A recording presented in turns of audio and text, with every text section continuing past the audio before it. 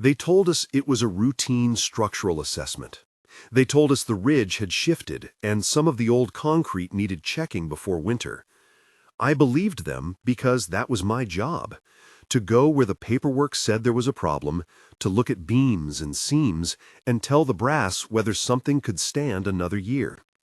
I had done that for a decade. Cold mornings at quiet bases, dusty maps, the quiet satisfaction of bolts that held. What I found beneath the Appalachian Ridge in 1981 is not something a man can walk away from and keep orderly in his head. My name then was Staff Sergeant Mark Hale.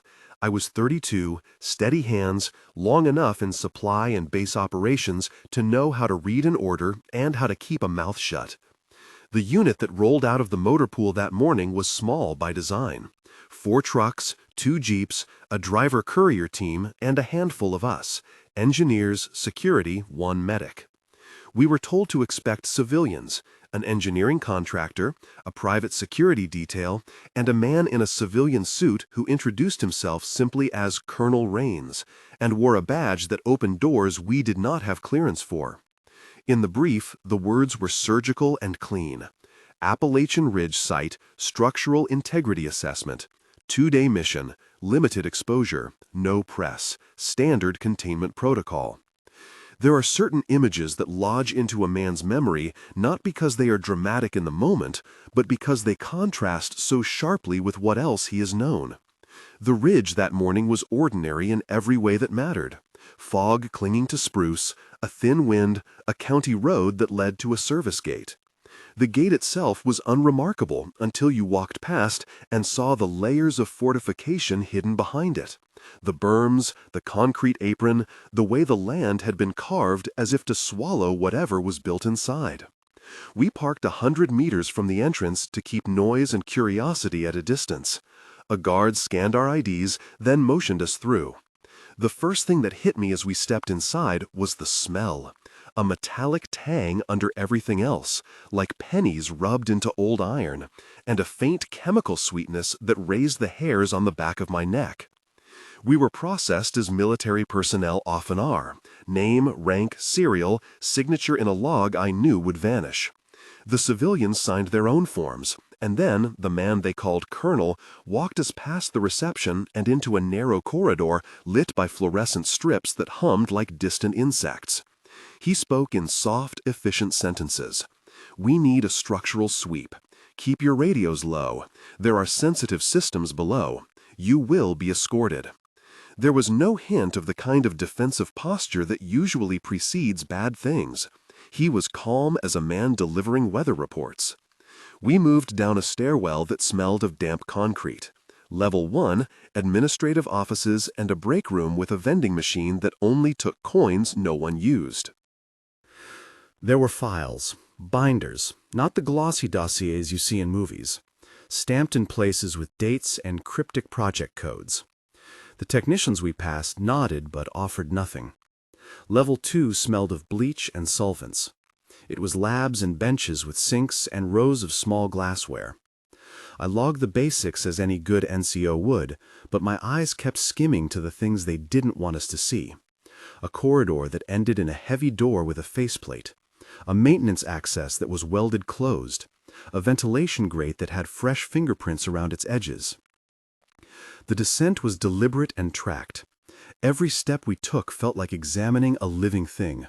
The building breathed, faintly, and somewhere below, the hum of the fluorescent lights and the shuffle of boots, there was the low throb of pumps. We were given a map of the permitted areas, an inked rectangle with rooms labeled storage, lab, mechanical. The map was tidy and precise. Everything had coordinates and a stamp. And yet, when we reached a corridor on level 3, the one they had told us to sweep, the tile pattern changed mid-run, the lighting flickered, and there was a service hatch recessed into the wall without a label. It was small, easily overlooked, but it was a hole in the paperwork. We found the hatch simple enough to open with basic tools. What we found behind it wasn't on any plan. It was an unmapped passage, narrow and cleaned as if it had been used recently. The air there was colder, and the light had a different quality to it, paler, like film left in the freezer. We followed it because that is the way men like me are trained. You follow the thing that does not fit until it fits somewhere, or until you are forced to turn back. Halfway down, the passage opened into a chamber that had no place on the map, but everything a secret file would want to hide. A wall of schematics in a language made of numbers and angles, rolling tables, and a refrigeration unit humming in a corner. The unit's door slid open with a pneumatic sigh that sounded too theatrical for a maintenance closet. Inside were metal trays, each labeled with a code rather than a name. On the trays lay vials, dozens of them, packed in a soft foam and surprisingly clear, filled with a fluid that refracted light like winter ice. There was no smell at first, only a soft condensation on the glass. One of the scientists, a woman with tired eyes and an ID badge that read Dr. Monroe, reached in with gloved hands and held a vial up to the fluorescent strip. "It's a sample bank," she said without looking at us, as if reciting the only comforting phrase for herself. "Specimens of what?" I asked, because a man in uniform who sees lab coats has a simple responsibility: to ask questions he is authorized to hear and some he is not. She did not look at me. "Biological samples, cellular, non-standard, for research." The colonel stepped in then, his voice clipped, and shifted the group with a practiced, slight authority. "This is outside your scope," he said to our team, and to me he added, "Document structural anomalies. Do not interfere." We kept moving, but the discovery tasted like bread burned at the edges, necessary but wrong. The labs on level 3 were tidy in a way that masked a purpose. Equipment sat in racks like soldiers at attention. The whiteboard had notes that read like equations, and the sticky tabs held dates. But the deeper you went, the more it felt like you were being shepherded around an idea someone wanted contained. I had seen secrecy before. The Army trains you to assume it is usually dull and procedural. But there was something about the way the on-site staff moved, light-footed and guarded, that suggested a different sort of containment, one not of infrastructure but of information and presence. A technician, younger than any of us, followed at a slight distance, his hands trembling when he adjusted his gloves. At one bench lay a tablet with photographs, skeletal images of shapes that were not quite human anatomy, and a series of notes that had been deliberately redacted. When I glanced over, Dr. Monroe said, "Those are early models. Leave it."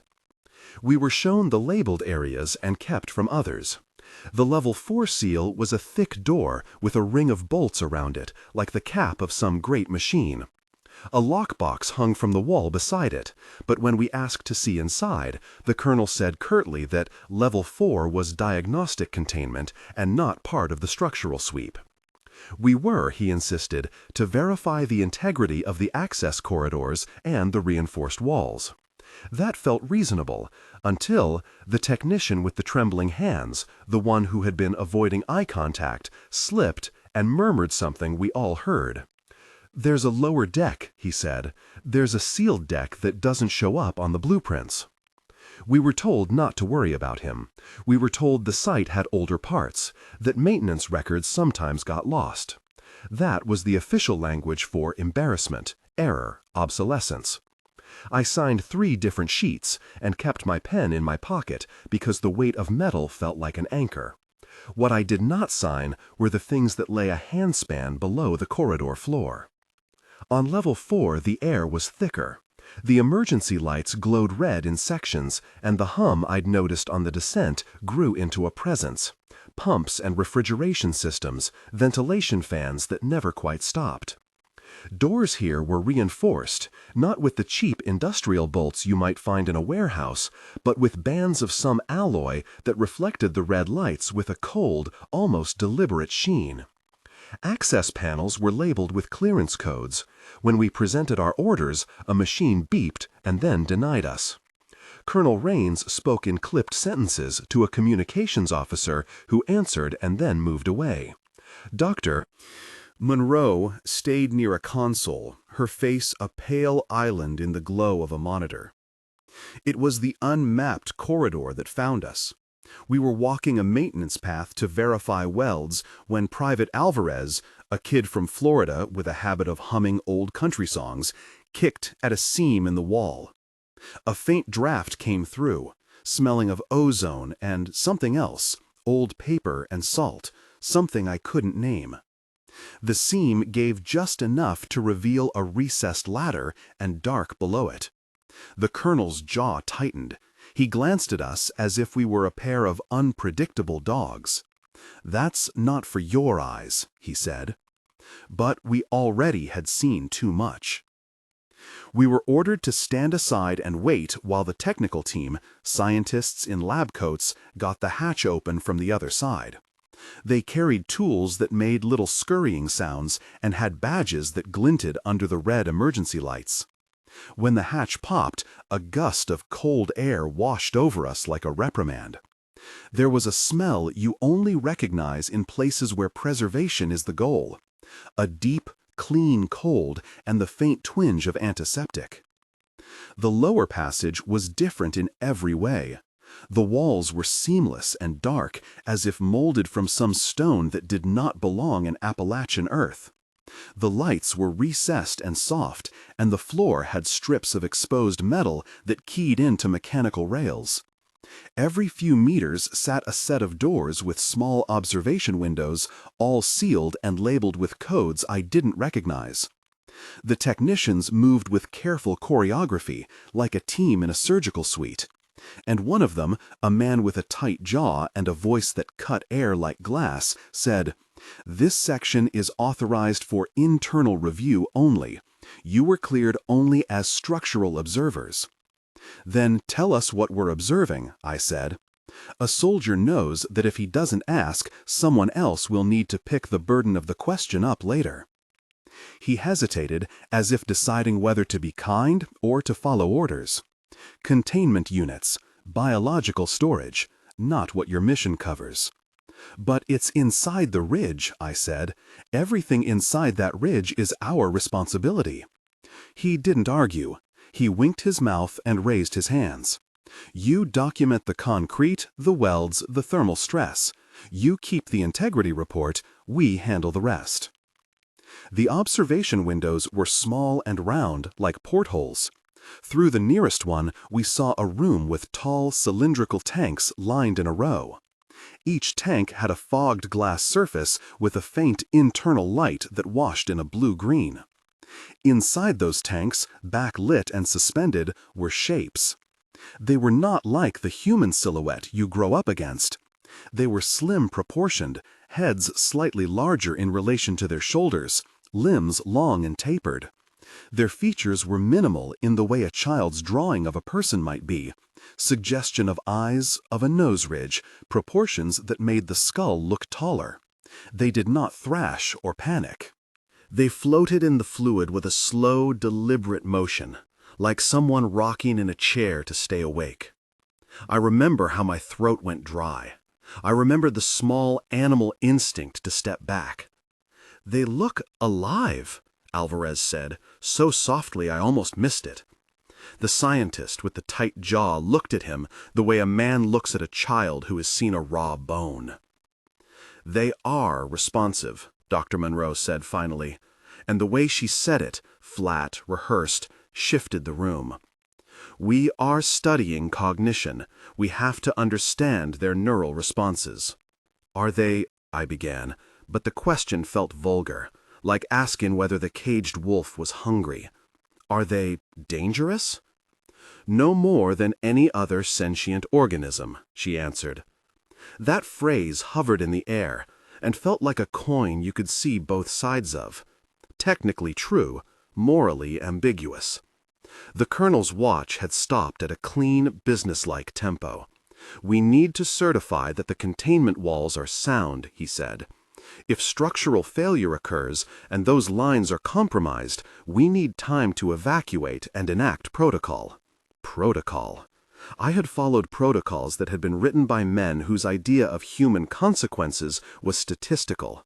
Still, the notion of evacuation, of moving out from a building where something in tanks drifted and looked like a shadow of a human, felt far upstream from the paperwork. The vision of the tanks, the slow rhythm of whatever heartbeat, if it was, inside them, lodged like a foreign object behind my ribs. We walked past another row of windows, and Dr. Monroe pulled aside a plastic sheet covering a panel.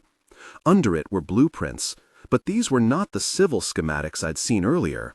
These were cross-sections of the tanks and the lines that fed them, notes about nutrient solutions, and on one corner, in a hurried hand, a line that read, "Transfer Schedule, Level 5.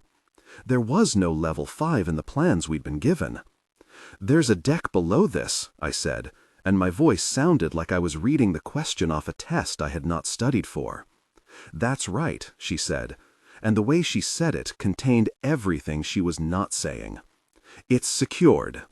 "Secured by who?" Alvarez asked, the kids still bristling with the need to understand.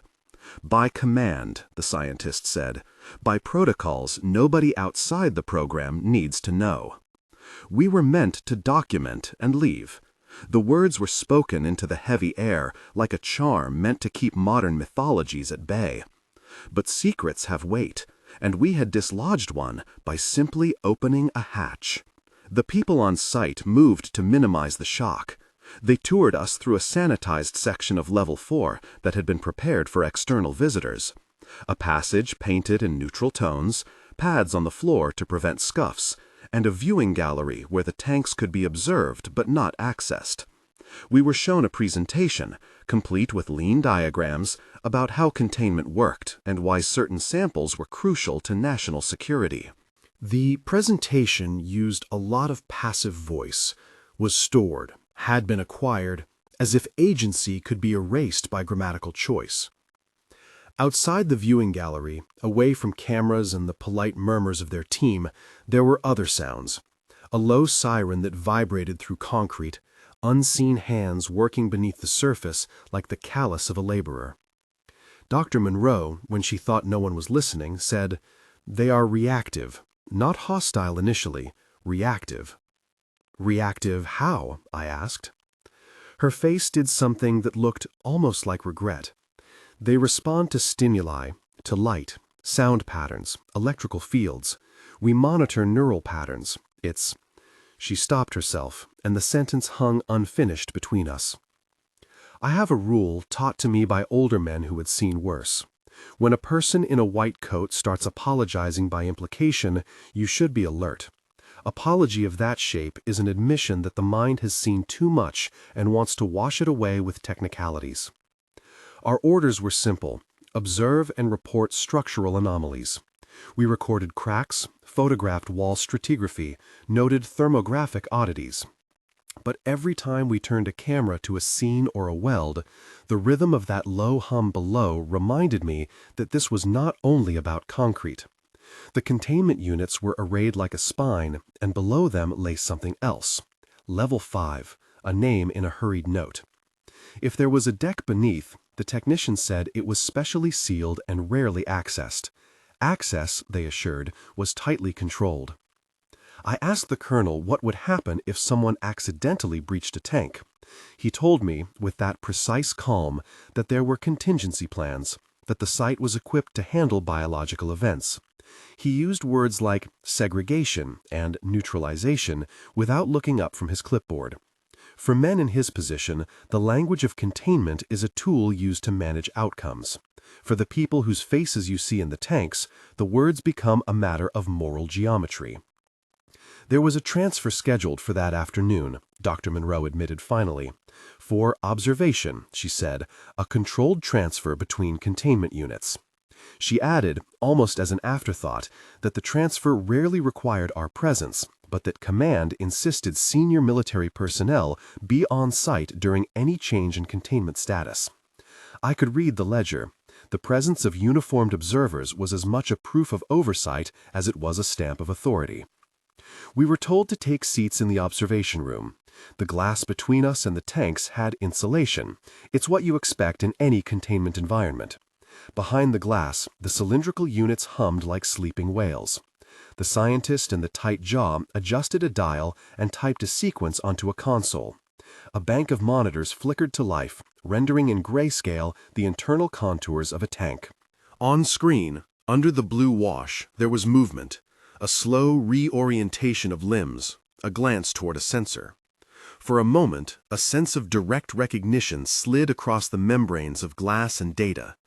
There was intelligence in the movement, small and contemplative. It was the kind of moment that inserts a small, sharp question into your gut. If something watches back, does it have claims on rights? It was a technical, governmental phrase that left us with no moral answer and a room full of men who suddenly felt small. Before the transfer, the technicians performed a series of checks: lines test, pressure gradients, chemical balance. They spoke in clipped phrases, at once precise and euphemistic. Alvarez, who had a kind streak despite his jokes, watched the monitors with a face where fear and fascination were welded together. "The glass fogged when it looked at me," he whispered. And I understood then that the fog wasn't condensation on glass, but something else. Some small, non-verbal thing that had brushed his awareness. The kid had seen a gaze, and in us all, a primitive part listened. We stood near the observation window and felt the cold seeping through. The transfer was supposed to be a routine exhibit of control. A specimen moved from one unit to another for testing. The lead technician prepared a transport unit. There were devices I could not name, instruments that shivered like musical instruments before a note was struck. Dr. Monroe's hands trembled only slightly when she adjusted the straps. I had seen fear before. This was not fear of death, it was fear of responsibility. The soldier in me bristled at what felt like a deception. We had been told to check the ridge, to look at structure. No briefing had prepared us for the ethical arithmetic of moving a living thing from one container into another. The colonel noticed my stare and said, "We are not here to debate the program. We are here to verify the environment." "But we are soldiers," I said. "We are the muscle behind the policies. Someone has to answer for what happens inside these walls." He folded his arms, and for the first time, the civility in his face thinned. "Answering," he said, "is in the purview of command." The transfer began. Technicians moved with practiced choreography, and the transport capsule slid into sight through a sealed corridor. The specimen, only one, a smaller one than the objects in the big tanks, was floated into a smaller chamber and, by the readings on the monitors, was conscious. It reacted to the presence of movement and sound. For a fleeting second, I thought it watched us through the glass with awareness that was not simple reflex. I could have been projecting. We are a species adept at seeing ourselves in anything that looks back. But the eyes, if they were eyes, held something like measurement. The small being did not panic. It turned, curious, as though understanding that it was being seen. There is a cruelty inherent in observation when observation becomes the entire point of existence. The way Dr. Monroe's face softened for a moment suggested empathy, but the system around her, clearances, dollar signs, national security vocabulary, trimmed that empathy down to edges that could be filed into reports. I watched as they secured the transport and sealed it with the kinds of locks they used in prisons. The word prison slipped through my mind like a splinter. When the hatch to the transfer chamber closed, a technician tapped in a numerical sequence and the panel flashed green. "All systems nominal," he said, proceeding to level 5 staging. I had the absurd, childlike thought that this place was an ant farm and we were only the bright fingers that pressed upon the glass. Except ants don't measure their captor's eyes, and ants are not asked politely to submit to observation. "Level 5?" Alvarez echoed, and all around us there was a sudden, careful quiet. The name itself carried a weight. In the binders we'd been given, in the maps that had been stamped authorized, there was no Level 5. In someone's hurried notation it existed, a place deeper, older, more secret than the rest. "We won't have access," the colonel said. "Command decisions." He looked at me then, and for the first time I saw something like the man behind the rank. A weariness that had little to do with protocol and everything to do with the cost of keeping rooms like this quiet. The motors hummed. On the console, a countdown ticked in a corner of a monitor no larger than a hand. The operation moved with that particular cold efficiency that makes ethical lines look like blurs. A man in uniform clicks a mouse. A vial slides into a chute. A transport capsule moves along rails. A living thing is shifted as if it were a unit of surplus equipment. I felt a nausea, the kind of hollow that comes from watching industry convert life into data. They told us to remain observers. They told us not to intervene. We were trained to respect chains of command, to trust that higher echelons had reasons.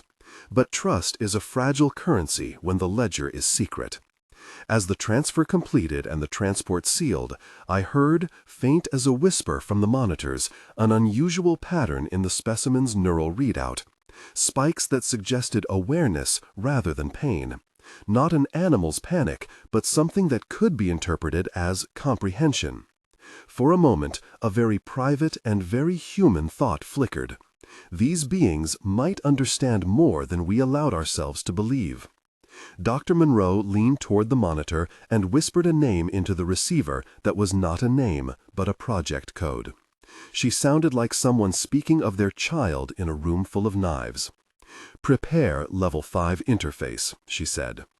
The colonel's hand went to his radio, not to stop it, but to log it. "Command is notified," he said aloud. "Permission request logged." I remember thinking at that moment, if I had to place the moment where the day shifted from routine to something else, it was in the space between permission being logged and the first mechanical hum that indicated a seal would break. We stood there watching. The transport disappeared down a chute that led away from the observation room down a slope in the belly of the ridge. For the first time, the machinery in the walls felt like the heart of a thing that had been waking up for a long time. I felt the old discipline in me, observe, report, fray at the edges. There was a moral question now lodged between the metal ribs of the building, and I could not fit it into my pocket. Someone joked about the surrealism of it, about how even in a mountain, secret things had offices and memos. The laughter sounded thin. Dr. Monroe's voice, when she turned to us, was quieter than before. "You will be escorted to the staging corridor," she said. "Document everything structural and environmental. Do not make contact with the transport team." I can still see the panel where the transfer was logged, the time, the codes, the single line that connected Level 4 to Level 5. It was like reading a ledger entry for a funeral. The little digits were clinical, indifferent to ethical pain. I signed my name to a report that day, and the ink dried as if trying to say, "This is what happened," while the living thing below was being moved into a place no map showed. We were escorted back through the corridor that led to the access ladder. The hatch closed and the ladder retracted. The hum of the pumps filled the corridor, and in the vibration I could hear something else. A pattern almost like waiting. The team moved with the composure of men who have been taught to swallow and march. We carried our cameras and our notebooks and the weight of knowing we had seen something forbidden. Outside, the sky over the ridge was lowering into afternoon. The light had a thin, cold quality that made the trees look like silhouettes. No birds sang for a long stretch. We drove back to the service gate in convoy. The gravel bit into the tires, and the radio sputtered with static and small talk. I could not keep my hands from tapping the steering wheel as if that motion could tap some rhythm of clarity into my head. That night, in the tent pitched near the motor pool, I lay awake and tried to regiment my thoughts. A man in uniform learns to compartmentalize. You file oddness into a folder and lock it. You get a night's sleep, and then you measure things again in the morning. But the images of those tanks were not a matter of a structural anomaly. They were of beings that watched back, that might have felt the motion of our feet through a membrane, that might in some small way have registered the intent of our eyes. What we had observed could be explained away in 1,000 bureaucratic phrases, but explanations do not remove the responsibility that sits like a stone in your stomach. I thought of the technician who told us about a lower deck. I thought of the red lights and the fogged glass, and the way the small specimen had turned its head at the sound of our presence.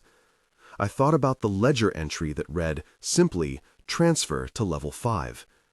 I thought about the curving, sealed doors and the way they absorbed sound. The banality of paperwork is a strange refuge. You believe that if you can file it and sign it, you have contained it.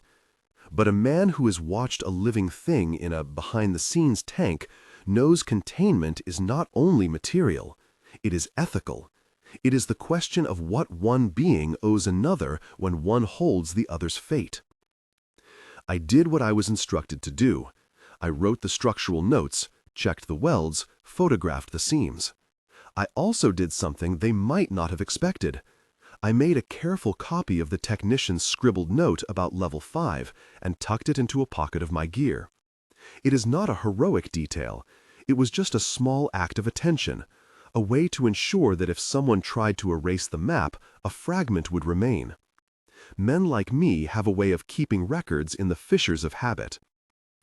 We left the ridge with a stamped paperwork envelope and a charge in our chests like an alarm that would not let us sleep. On the way out, Colonel Rains shook each of our hands, a practiced motion to reassure and to remind. "Keep to your report," he said. "You will be debriefed. This stays within our channels."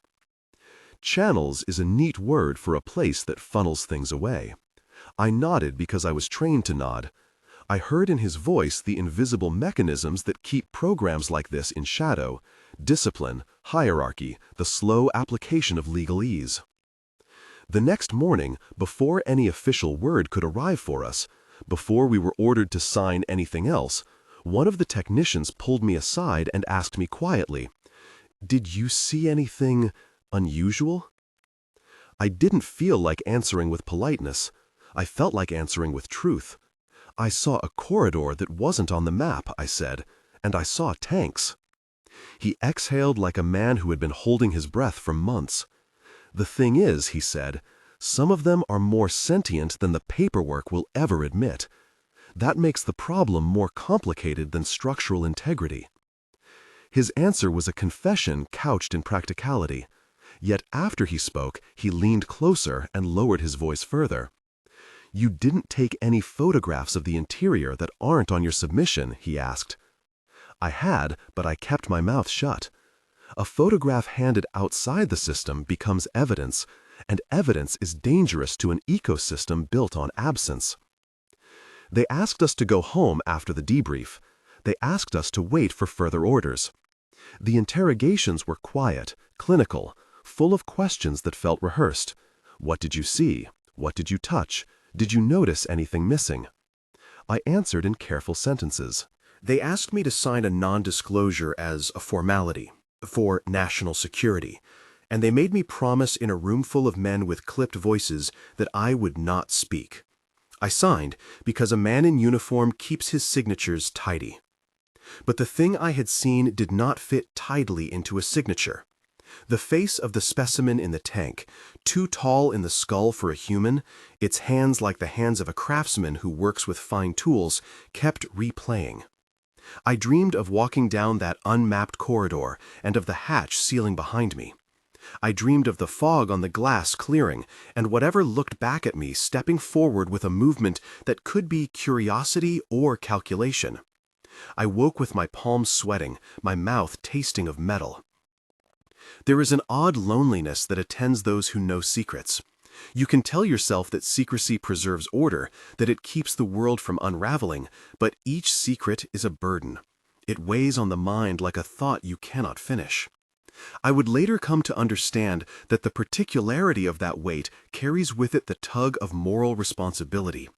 If something beneath the ridge was a living thing with awareness, what right did we have to confine it? Who decides what level of personhood permits captivity? The official line, when it came, was a neat grid of public relations and deniability.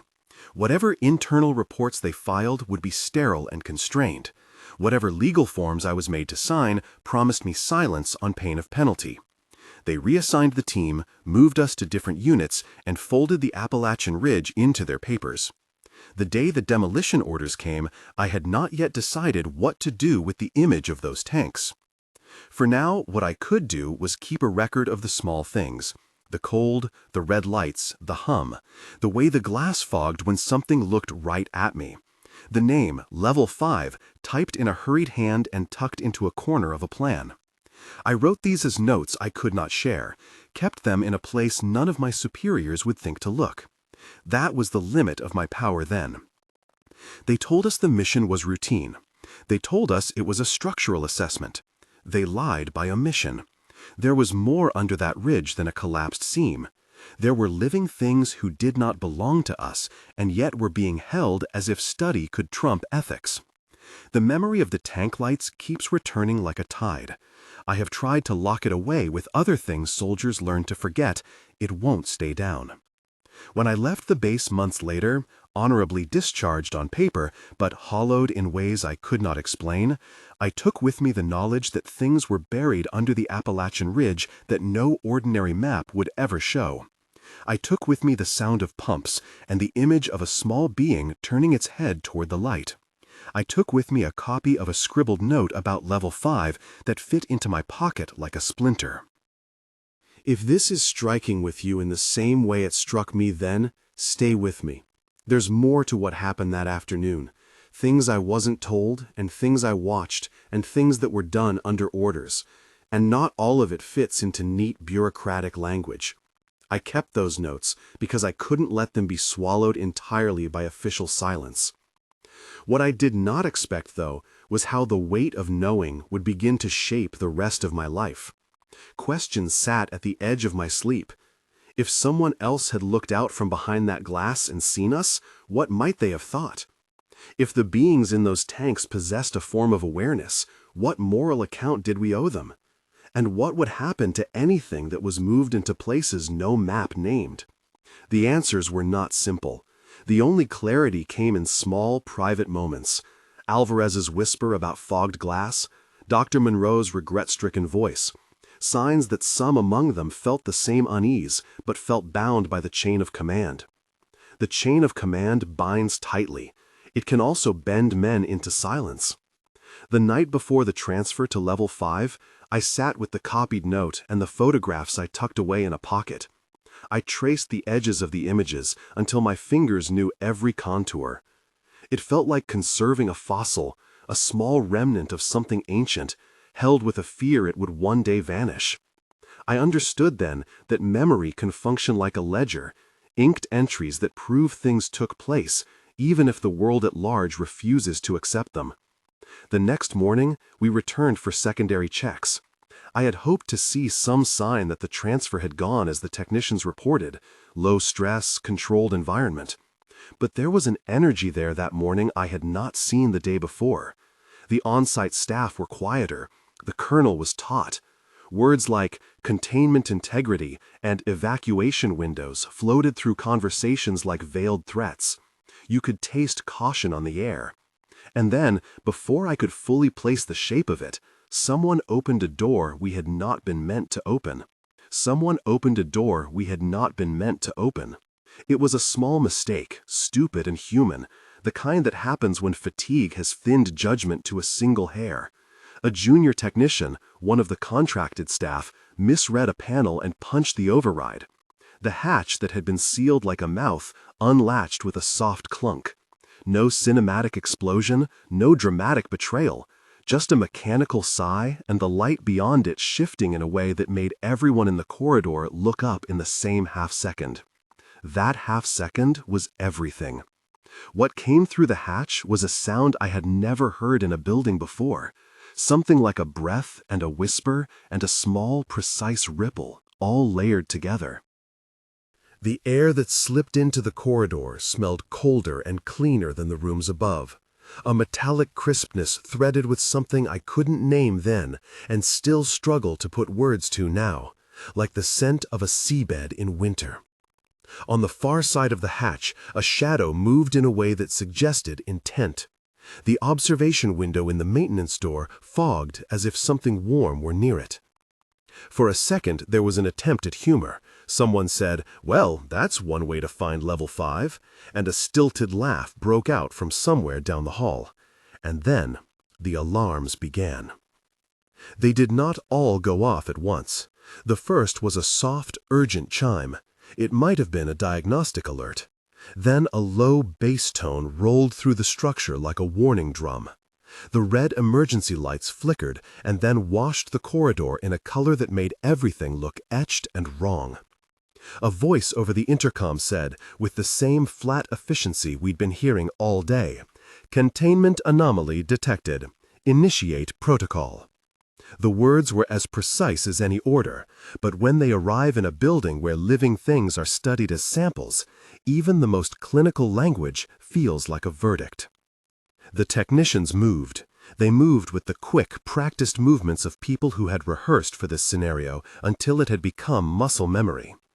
Dr. Monroe barked a short set of instructions that cut through the panic. Seals, pressure, reroute. The tight-jawed technician ran to a console and began to type. Private Alvarez gripped the railing with a knuckle-white hand and started to hum, badly, the tune he always hummed, but even his rhythm had frayed. For an instant, our training and their training overlapped in the same physical space. We were a roster on one side, and they were the custodians of a secret on the other. Then, through the observation portal nearest us, something moved in the corridor beyond the hatch and into view. It was smaller than the figures we had seen in the larger tanks, quicker, more live. It did not lunge.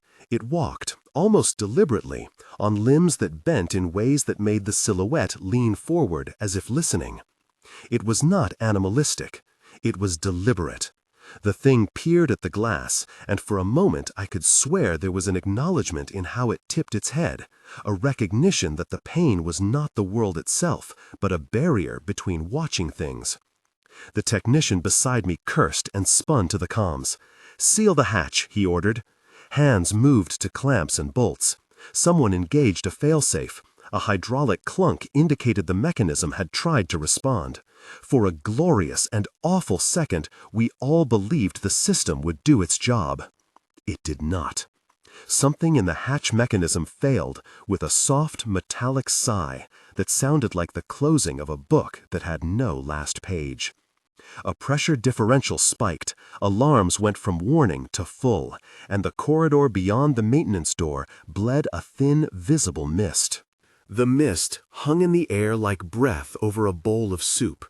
It shimmered under the red light and made the features of the creature beyond look like the wash of a painting seen through gauze. The first specimen, if that is the right word, moved with the deliberation of an animal that knows the difference between flight and curiosity. It sidled along the corridor as if following some internal map. It did not run. It did not scream. It watched, and watching it made my skin seize in an old, involuntary way. This is what a prisoner looks like when it learns the exact dimensions of its cage. "Lock down," someone shouted over the din. The word rang out like an incantation. Men and women rushed for doors, for consoles, for radios. The colonel's voice came over the comm. "All personnel, protective formation to main egress. Repeat, protective formation to main egress. Secure non-essential staff." His tone was nothing but duty and a brittle hope that procedure would be enough. We moved as ordered. Our training is simple at moments like that. Get people out, minimize exposure, secure the perimeter. But the perimeter in a place like that is not just the outline of concrete. It's the line between knowing and unknowing, and that line was trembling. A second alarm, higher, more urgent, sounded. The displays flickered. On one monitor, the neural readouts that had minutes earlier shown calm, steady waves now spiked into jagged teeth. Somebody cursed and spoke an impossible sentence. "It knows the grid." That was not a technical boast. It was a child's flinch. It meant, in the shortest shorthand I have ever heard, that the thing had adjusted. Then came sounds that I cannot unhear.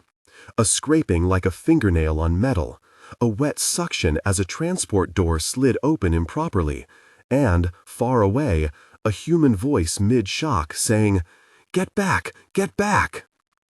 I will not reconstruct an exact chronology, because in those moments time dilated and collapsed at once.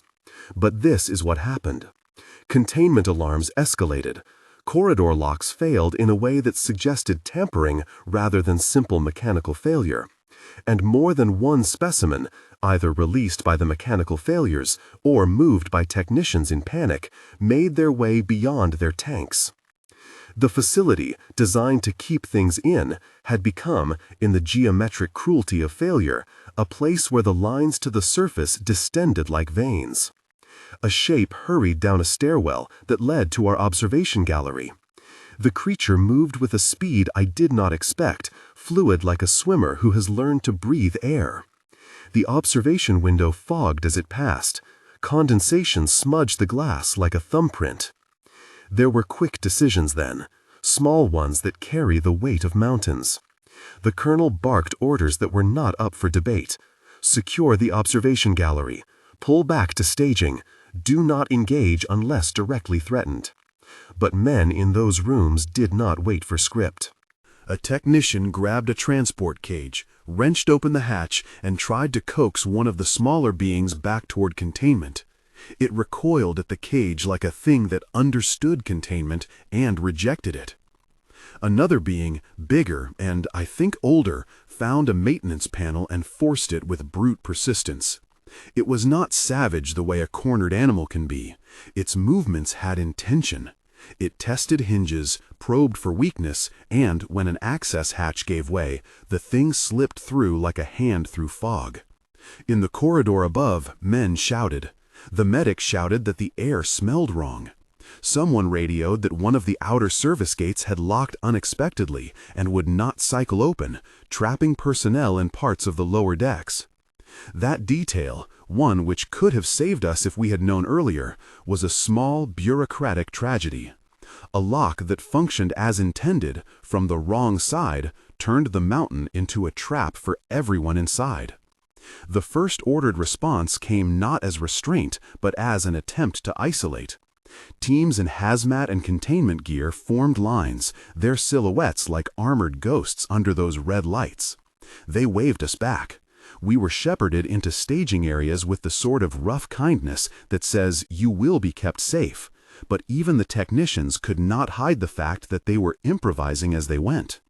Their improvisation was a human thing, bolstered by protocols that might not have been designed for something that might think in the way we believed this could. The sounds in the belly of the ridge began to change. There were shouting voices, human and closer, and something else.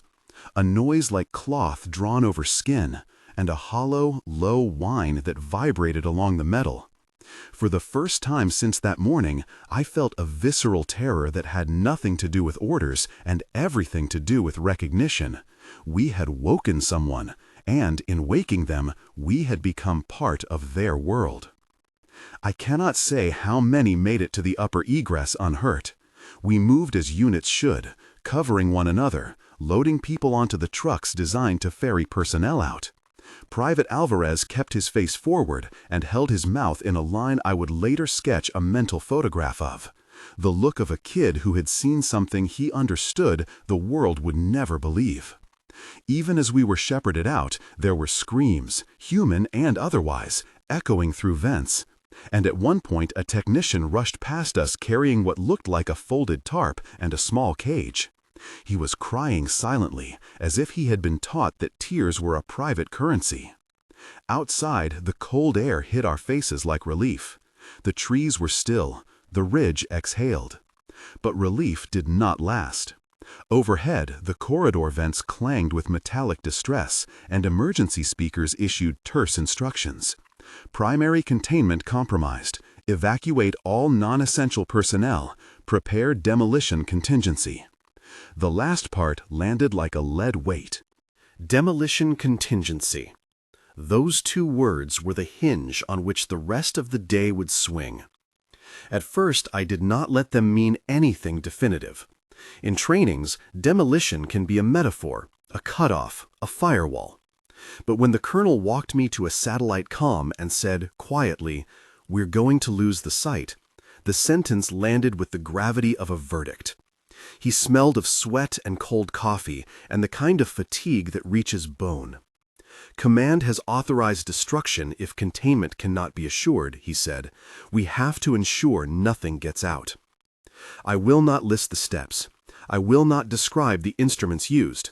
Those are not details I am willing to operationalize or that this account requires.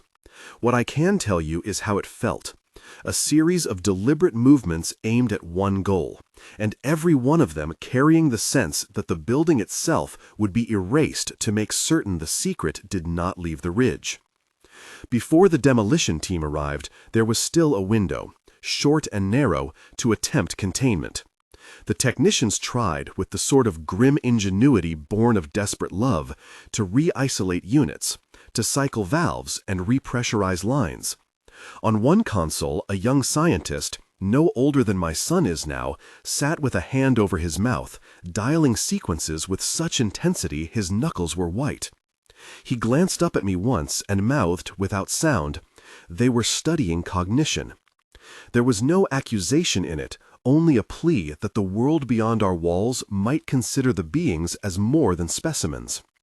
Then the breach widened. One of the larger specimens, taller than the cages in the observation gallery, with a head proportioned in a way that made me think of old folkloric sketches of otherworldly figures, found a maintenance corridor and used a simple tool like a lever.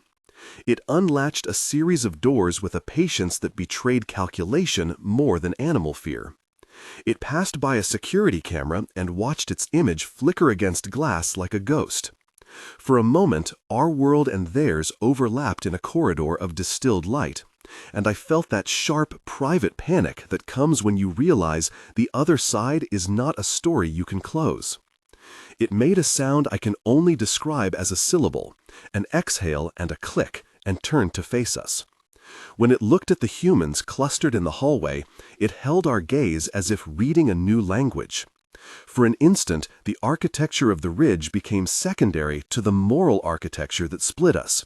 Order versus empathy, duty versus conscience. Orders came down from command. They were clear and immovable. Secure the perimeter, evacuate all non-essential personnel, and, if containment could not be restored, prepare to destroy the facility. The words carried a bureaucratic finality that sanitized moral urgency. The men around me moved with the grim discipline of professionals who accept orders even when their hearts chafe. I found myself somewhere in the middle of a calculus I had not agreed to join. My role was to keep people safe. My men, civilians on site, private contractors whose eyes mirrored the same fear. But keep safe in a place where living things were being studied as objects meant making impossible choices. The colonel was a man of his trade. He balanced risks not in paragraphs but in outcomes. He considered the implications of a release, whether to the environment, to civilian populations, to national security. He said more than once, "We are entrusted with dangerous knowledge. If it gets out, it could cost millions of lives." He said the words as if speaking the names of saints. And yet, in the back of my head, I kept hearing Dr. Monroe's voice. "They are responsive." For a soldier, that sentence is a strange, jagged thing. Responsiveness implies comprehension. Comprehension implies a relation. What are soldiers asked to do when a relation is labeled risk? The breach escalated when one of the units in the lower decks failed catastrophically. I say failed because there is no other word that officialdom would use. What I saw was something like tearing, an opening in a tank that sent a thin fog spilling out and a sound like a harp string being plucked out of tune. The light inside the room washed into the corridor, and the silhouettes of several specimens were visible, moving with a speed and purpose that had nothing to do with panic. In that bright, unnatural light, one of the larger ones turned and looked directly at the stack of soldiers in the hall. There is a difference between fear and fury. What I felt then was an ancient compassion turning into a modern terror. An awareness that these beings, caged in a place they had not chosen to be, had access to the same vine of feeling that runs between all creatures. They moved not only to flee, but possibly to ask for something else. Whether that something else was vindication, escape, or simply a return to the dark they had been torn from, I cannot say. Shots were fired. Not by us at first. There were defensive rounds from the containment teams who thought quick suppression might corral the movement. The sound of gunfire in a facility built to study life felt obscene, like a tool meant to build being used to end it. People screamed, soldiers and civilians. One of the technicians shouted that they should not fire, that the beings were reacting to noise more than to the weapons, that escalation would only worsen cognitive stress. I know the rules about presenting what cannot be verified. I will not claim more than what I saw. I will say this plainly. People made choices that day, some impulsive, some ordered, some calculated. In the violent narrowness that followed, there were moments that will not leave my consciousness. I saw a figure, its head bent, pressed against a pane, and then recoil at a flash. I saw Dr. Monroe on her knees in a corridor, cradling a console like a relic, and then pushed aside as military movements prioritized evacuation.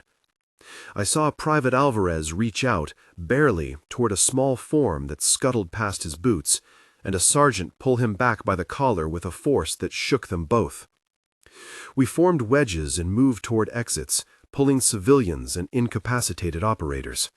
The thick air was a chorus of sirens, alarms, and muffled commands. We were trained to keep moving, to close gaps, to create order. I did my duty. I shepherded people. I checked that the medic had room to work. I dropped a sling over a technician with a head wound and counted breaths.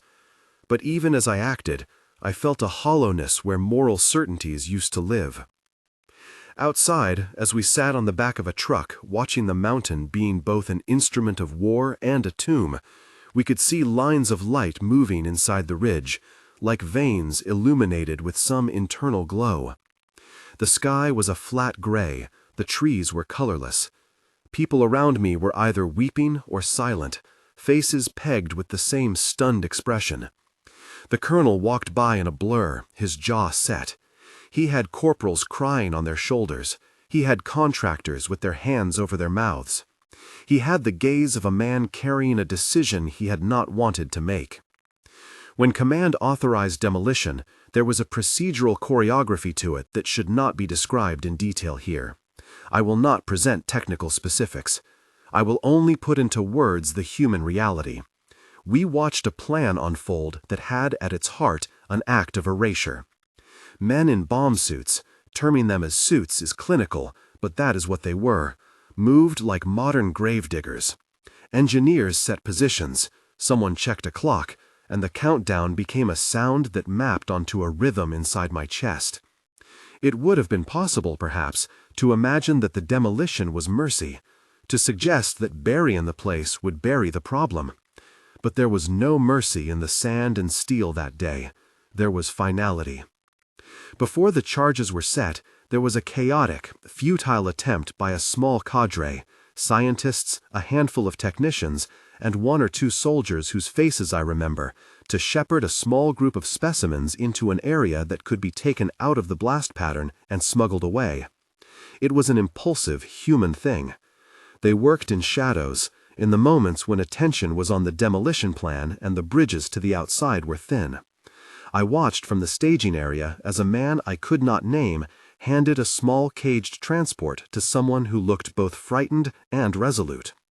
There was an exchange of glances that contained apology and hope in equal parts. I want to say that something like rescue occurred. I want to put into the record the romantic idea that a few people risked all to save something beyond us. But here's the truth. I don't know. The mountain eats things. The blast that followed was total.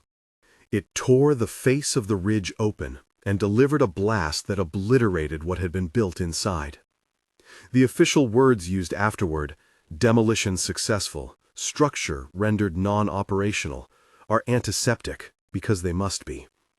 But watching the mountain disgorge fire and dust, I felt something profound break inside the world I had assumed was morally navigable. We were pulled back to a perimeter and told to stay. Dirt and debris rained like a curtain. Sound became a dull thud. The sky was filled with an odd light, heat shimmer that made the trees look as if painted into the world with a shaky hand.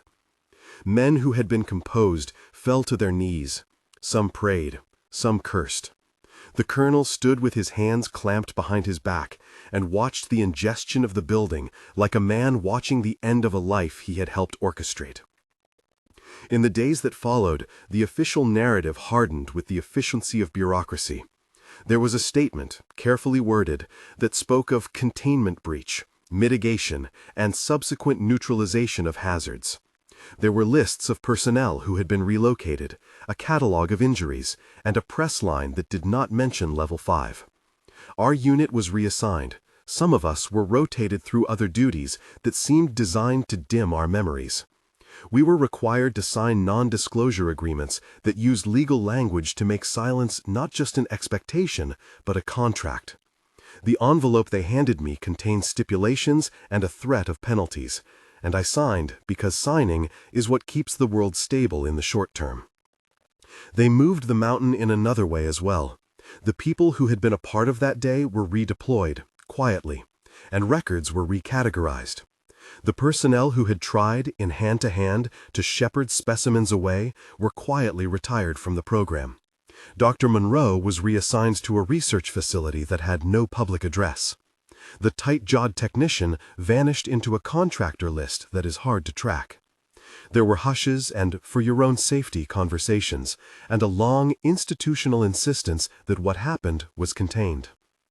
The physical site was, over a period measured in weeks, rendered into a crater. They filled the hole in the mountain with material and regraded the slope until from the road nothing suggested any structure had existed. GPS markers were scrubbed from internal charts, and on paper the ridge returned to being a quiet curve in the landscape. I drove by once, months later, under a moon like a white coin, and felt nothing when my headlights traced the slope. Appearance is a kind of deception, I had learned. But appearances are not truth. The truth lodged itself inside me and stayed. It sat like a stone under my ribs. I had been a soldier for a long time. I had written reports and carried signatures, and believed that service required obedience. But there is a cost to obedience when it forms a chain that can be used to bind living things. That day, duty braided with secrecy and left me hollow in ways I had not expected. There were nights when I woke up hearing the drip of condensation and imagined hands against glass. There were mornings when I could not eat because the image of those cylindrical tanks riding like an inner ocean made my stomach turn. I told myself that I had done what was required. I told myself that I had kept my men alive, that I had not made choices outside my remit. But the questions did not leave. I replayed faces. Dr. Monroe's pale resignation, the tight-jawed technician's look of moral strain, Alvarez's small mouth shaped into a line. I replayed the observation window where the small specimen had tilted its head. Each memory was a small accusation. You must know that I tried to speak. I tried to bring the whisper of what I had seen into rooms that were designed to sanitize things. I raised questions in debriefs. Was there any attempt to rehabilitate? Were any specimens transferred to oversight we could trust? And I got answers framed as probabilities and liabilities. There were legal phrases: national security interest, classified protocol, irreversible containment. The men in suits who answered me were practiced in transforming moral queries into administrative boxes. When I left the military not long after, honorably discharged, paperwork tidy, my uniform folded into a box, I had by then a handful of things that could not be taken from me: A copy of a technician's note that mentioned level 5, a few photographs I had slipped into my boot when no one was looking, grainy things now faded, and the memories that no contract could erase. I kept those items as an old man keeps a wound bandaged, out of habit, necessity, and a secret hope that someone else would see and ask the same questions. Years passed that felt like a long, patient erosion. I tried to live the ordinary life a person is supposed to return to after service. I had small jobs, quieter neighborhoods, a marriage that strained under the weight of things I could not say. Whenever I opened my mouth to tell the truth, I was met with the legal phrase in the back of my head, "You are bound by non-disclosure." The admonition was not only legal but social. It created a little vacuum where suspicion might settle. Friends drifted.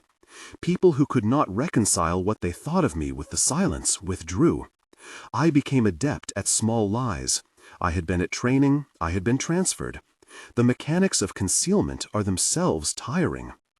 I would be lying if I said guilt was my only accompaniment. There was also fear. Fear that what we had destroyed might have had value that extended beyond our frameworks. That we had truncated the arc of contact before it could be responsibly pursued. That settlement had been taken without a moral ledger. There was also rage at the machine that turned ethics into a line item. But guilt was the companion that kept me awake. It took me years to understand that guilt has a shape.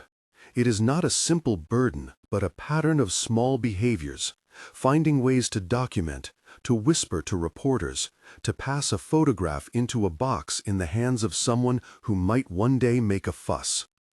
I reached out to a handful of journalists, but you must understand, when you say you have seen things beneath a mountain, the world tends to place you under a category: conspiracist, unhinged veteran, zealot. That stigma is a kind of social containment. It is easier for people to dismiss the messenger than to wrestle with the messenger's facts. So I lived like a man with a secret hearth. I kept the note about level 5 in a drawer, wrapped in a piece of cloth. I kept the photographs in an envelope labeled Miss. I kept the noises of the mountain in the rhythm of my chest. Occasionally, a new rumor would make the rounds in the kinds of circles that like secrets. An academic paper about anomalous specimens, a story in a tabloid about underground facilities. And each time I would wonder whether the world was coming closer to asking the right questions. Years turned into decades. The men from my unit passed on or disappeared into bureaucracies. Alvarez got married and kept his distance from the stories he told me in the dark. The colonel, Commander Rains, retired with commendations. Dr. Monroe's name appears in a citation about biological research that is as impersonal as the parts of her face I remember. Names dissolve. Buildings collapse, get regraded, and are painted over. But whatever the mountain ate, whatever the mountain kept, the memory stayed in me. I am not a man who seeks headlines. I'm not interested in fame. I have been cautious because there are real legal consequences layered on these things, and because I owe a duty to men who might still be in places their families do not know. But I have reached the edge of silence for reasons that do not legalese into neat arguments. Because there is a moral debt that accumulates when living things are treated as instruments, and because living with that debt has a cost not just to my peace, to the moral health of a society that claims to value life. I will not claim to provide proof. I only claim to remember and to testify. Memories are not empirical data in the way photographs are, but they are the stitches of human experience. I carry these stitches and offer them now not as evidence to a court, but as testimony to a public that deserves to hear that someone once walked the halls under the Appalachian Ridge and saw with his own eyes things that challenged the neat boxes we keep for life and personhood. Those questions do not have satisfactory answers in my memory. The moral calculus was truncated by the decision to destroy. Demolition erased a physical space, and perhaps with it something else. Maybe it ended a danger. Maybe it ended a life. The uncertainty is a particular form of torment. Sometimes, in the quiet hours, I imagine the chamber doors, sealed, forgotten, or perhaps reconstituted elsewhere. I imagine an underside to the world that watches us with its own forms of curiosity and fear. I imagine the beings in the tanks, if any survived, wondering why the lights went off. It is an image that presses on me with relentless force. I am telling you this because I no longer trust the idea that silence keeps people safe. Silence keeps people safe in the short term. It preserves careers, programs, and scripts. But silence also lets moral harms calcify. If you find this hard to believe, I do not blame you. Skepticism is sensible. I only ask that you consider the possibility that beneath ordinary things, under ridges and behind maintenance hatches, there can be realities that buck our categories. If you're listening to this and you are hungry for proof, then look to the human traces.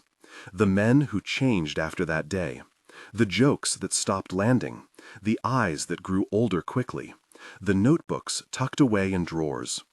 Proof is not always a photograph. Sometimes it is a pattern, and patterns matter. I have kept two small things that I will not offer to the internet as spectacle, because spectacle cheapens, and because making an image public could expose people still bound by silence. One is a piece of paper with a hurried notation, Level 5 access schedule, transfer initiated. The other is a photograph that is almost nothing, grainy, smeared light, and the suggestion of a silhouette behind glass. They are relics of a day that changed me, and I keep them because keeping things is sometimes the only resistance available to a man who once signed away his right to speak. I will end, as I began, with a caution that is not designed to inflame curiosity for its own sake, but to insist upon a moral attention we have been too willing to divert. The ridge looks ordinary now when you pass it on a country road. People drive by with their windows down and the smell of summer in their noses. But ordinary surfaces can conceal extraordinary things. Secrets buried physically often leave moral traces that are harder to bury. The shape of a person's conscience, the way a community forgets, the slow erosion of trust. If this account moves something in you, anger, sorrow, a desire to know more, then pursue it responsibly. Ask questions. Support independent investigations. But do not treat this as a certainty I am trying to impose. Treat it as what it is, a soldier's testimony about what he saw beneath the Appalachian Ridge in 1981. I offer the memory not as proof, but as an invitation to care. Before I stop, a small request for those of you who have heard me this far. If this story matters to you, consider subscribing so more testimonies can find a place to be heard. There are others with fractured memories and ragged notebooks. We are not all ready to speak, but one voice can open a door. The world tends to want certainty, an answer that closes the book. I offer only an open question. What do we owe another being when our systems allow us to place it in a tank and call it research? The answer will not be easy. It will demand facing people and policies, and perhaps concessions we do not favor. But if we never ask, the ridge will continue to hold things we do not account for. The cost will be paid in ways we might someday regret. I keep those notes and photographs with me. I live with the sound of pumps in my dreams. I do not know what became of the small forms that tilted their heads toward us in the tanks. I only know this. What we bury in the name of security tends to return in other forms. In questions, in moral disquiet, in the quiet persistence of people who remember. If you want to hear more accounts like this, there are other stories I can point you to. People who saw oddities in government archives, technicians who walked away shaken, families who received strange notices. I will share more where I can, and if you have a theory or a question, leave it below. Ask courteously, demand evidence, keep the conversation humane. For now, the ridge sits where it always has, indifferent to the human debates above it. But the memory of that day sits in me like a small, persistent ache. I am telling you this because the cost of silence has been too high, and because I believe, stubbornly, that the measure of a society is not in what it hides, but in what it is willing to reckon with. If you're still with me, thank you. Go carefully with what you believe. Be kind to each other. And if you think this deserves wider attention, share it with someone who asks the hard questions. For now, the ridge sits where it always has, indifferent to the human debates above it. But the memory of that day sits in me like a small, persistent ache. I am telling you this because the cost of silence has been too high, and because I believe, stubbornly, that the measure of a society is not in what it hides, but in what it is willing to reckon with. If you're still with me, thank you. Go carefully with what you believe. Be kind to each other. And if you think this deserves wider attention, share it with someone who asks the hard questions.